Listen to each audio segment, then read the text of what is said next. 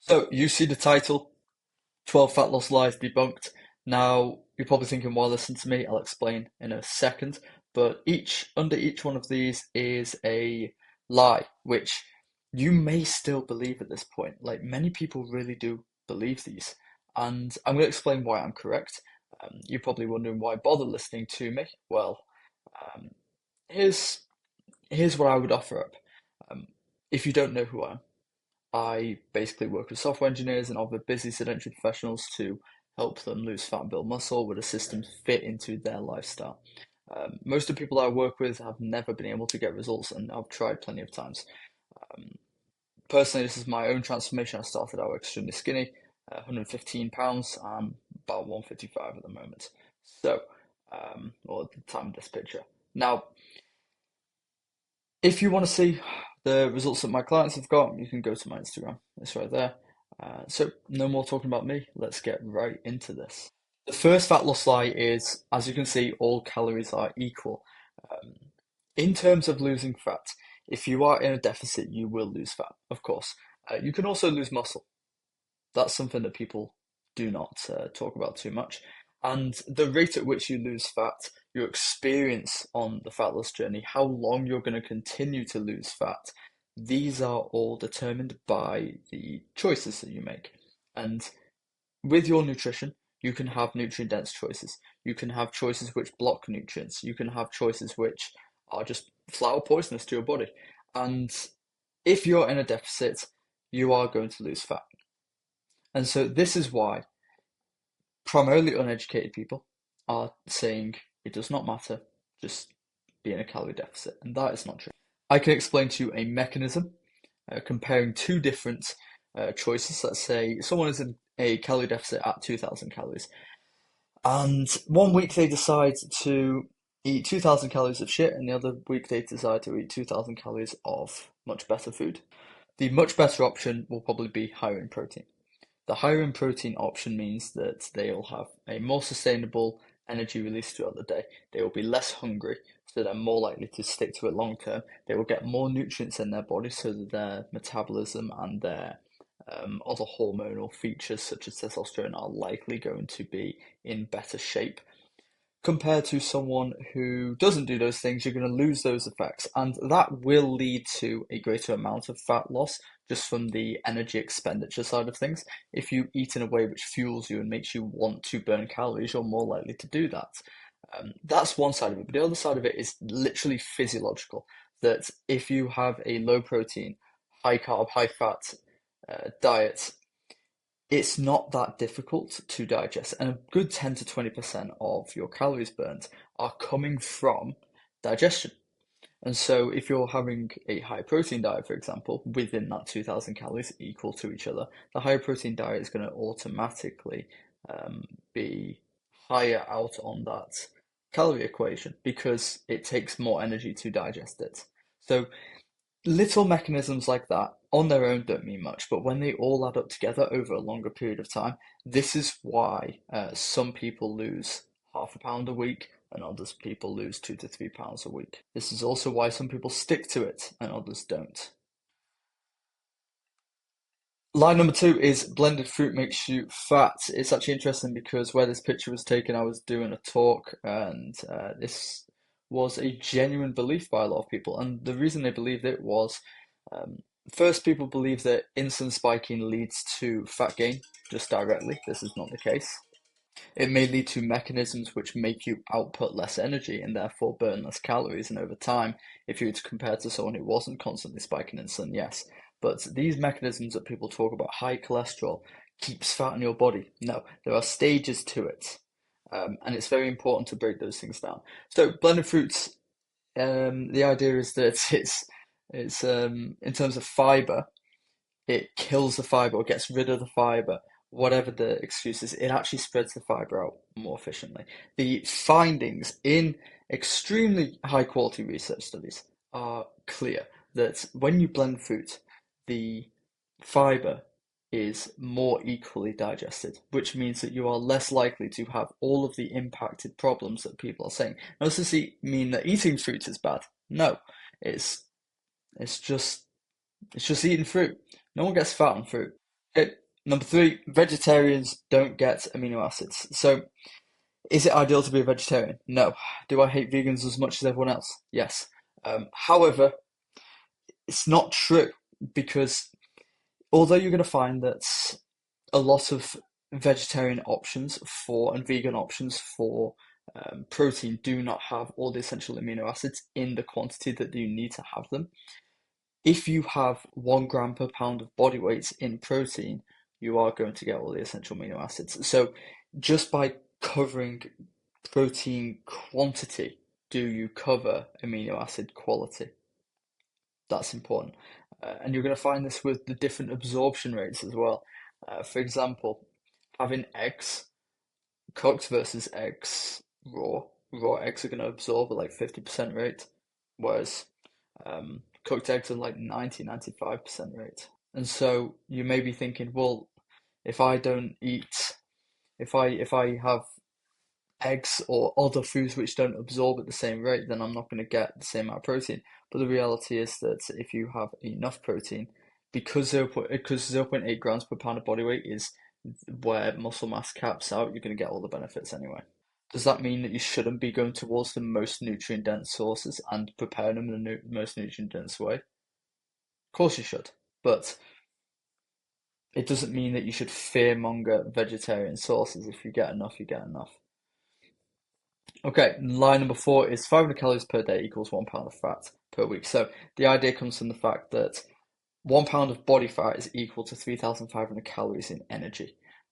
So if we were to be in a deficit of 500 calories, assuming that we actually know our maintenance, which most people don't, but let's assume that you do, then the idea is that you will burn 1 pound of fat by taking 500 calories off per week. And the reason that's not true is because there are so many factors that go into your maintenance, your muscle mass, your digestion, all this stuff. Now, I'll give you one example.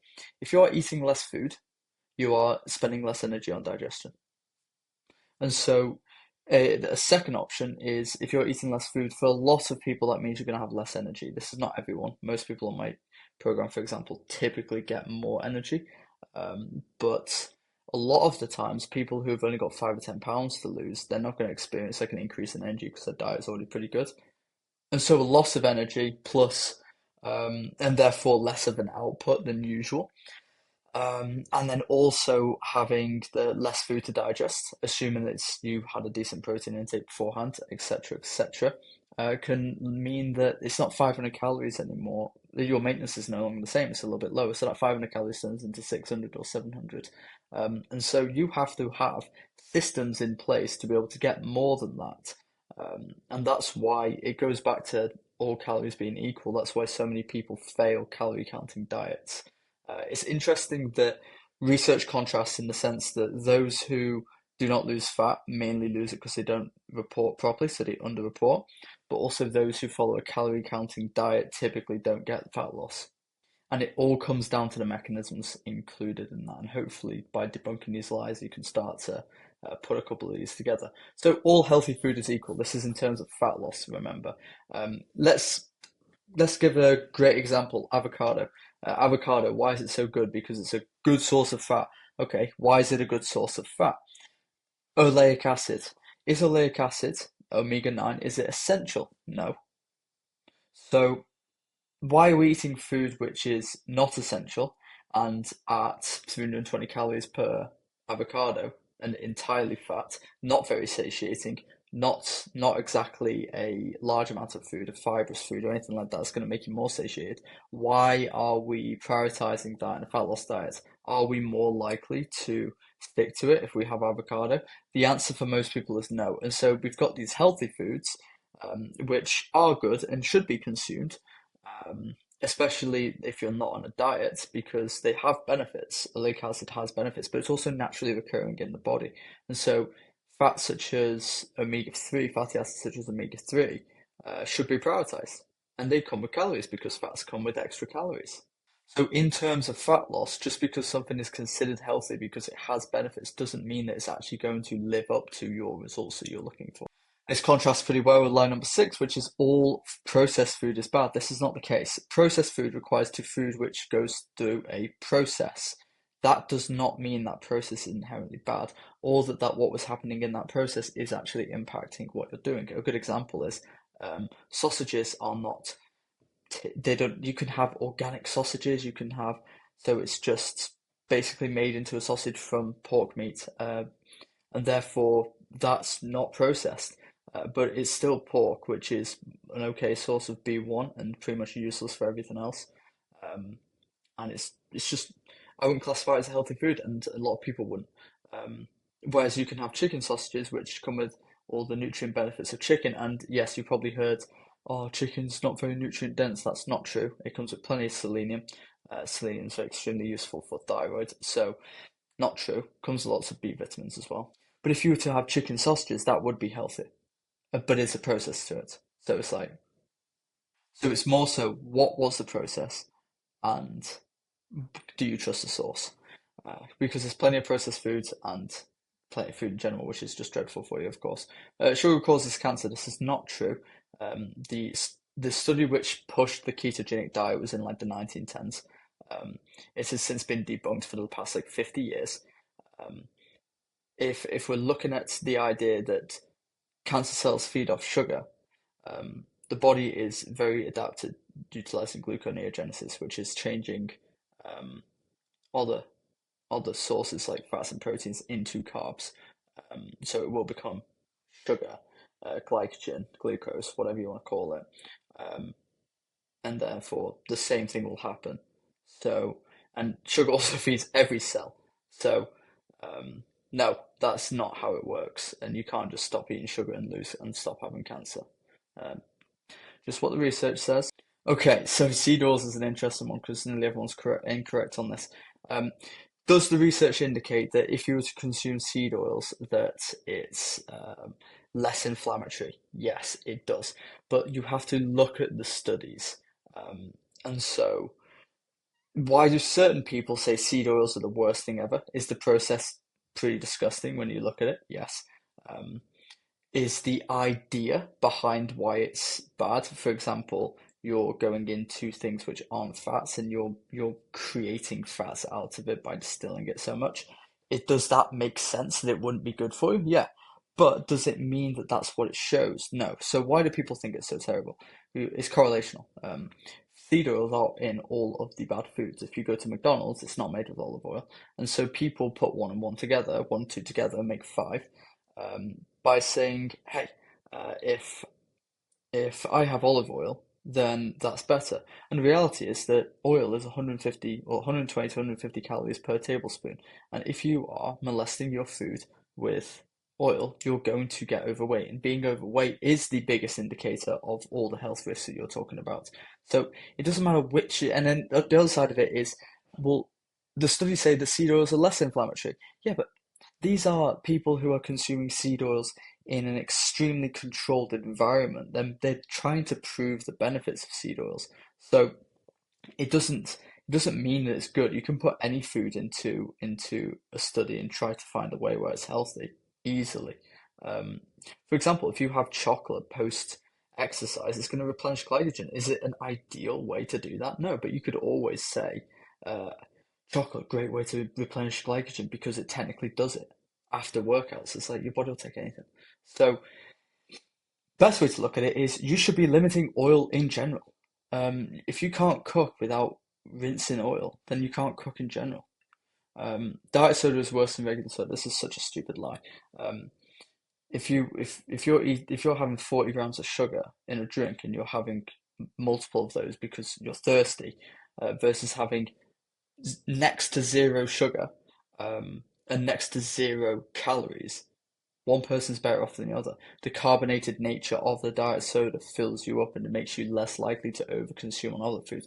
Does it have health miracles? No. But does it have correlate with better behavior? Yes. In terms of studies related to aspartame and things like that being bad, you've got to look at the sample size. You've got to look at the fact it's done on rats most of the time and how much they're using. If it's 25 years worth of 30 cans a day is what the risk factor is for aspartame and things like that, then sure you'll be fine. Now you might refer to research and be like, well, I don't like the quality of the research. Well, the quality of the research is pretty good on this. Again, I encourage you to go and look yourself. You don't have to just believe everything I say. Um, but, but I don't push for people to drink it, but it's better, and it's certainly not worse than regular. Um, Cardio is not a good um, weight loss tool. So the lie is that it is. It's not. You will lose muscle mass in the process if you prioritize it, which will deregulate will decrease your metabolism. That's terrible, because if you have more tissue on the body that requires energy to maintain it, so your metabolism goes up. That's pretty simple. Running does not do that. When you burn so many calories so quickly, your body adapts. It gets better at it, so you burn less calories the next time.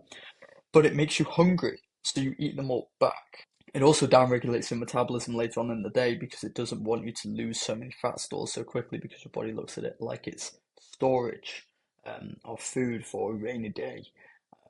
And this is just evident in, you're probably thinking, well, why is it such a magical process? It's not. You end up making choices like staying on the couch because you're tired and things like that, where you would usually be moving a lot more. So it's not a good tool for weight loss. Is it a good tool for management? Sure. Should you do it if you like it? But you shouldn't use it as a tool. You'll just make your whole fat loss system a lot slower and a lot less fun, and a lot less doable. Protein must be consumed within 1 hour of exercise. No. Um, you can consume it beforehand and it'll still be digesting, it'll be in your system and ready to take action on your body. Um, if you don't consume it within an hour of exercise, doesn't matter. Your body is not going to go into a catabolic state. Um, is it ideal to not consume food after? No, because you're probably going to burn your glycogen stores out, so you want to refuel those as well. There's no time on it. Um, there's what's optimal and then what's a problem. So is it optimal after 4 hours of exercising to have consumed protein? Yeah. But if you've got protein in your system digesting anyway, that really does not matter. So you should just be eating protein spread through your day naturally. But if you were to eat it all in one, you would still get most of the benefits. So um, it's just a stupid lie, to be honest. Um, and then finally, fast fat loss is unhealthy. No, fast fat loss is not a measure of hard work. It's not about I worked out more and I ate less. Your body fights those mechanisms. It's about did you stick to the rules? And the more likely you are to stick to the rules, the faster your fat loss will come. Go to my Instagram, you'll see plenty of clients losing fat at 2 to 4 pounds per week consistently. The reason they do that is because they follow the rules. And for the clients who don't want to follow the rules, they want to follow like not as effectively because they want to eat out all the time or they want to drink alcohol or whatever it is. They still lose fat. They just don't lose it at a fast enough rate for like compared to other clients. So fast fat loss is determined not by not by um, how hard you're working, but how much you're sticking to the plan, and therefore it is healthy, not unhealthy. I hope this helps. I've got a free school group, just made it recently. Um, it's going to remain free for a while, so get in now while it is. And the link is in my bio.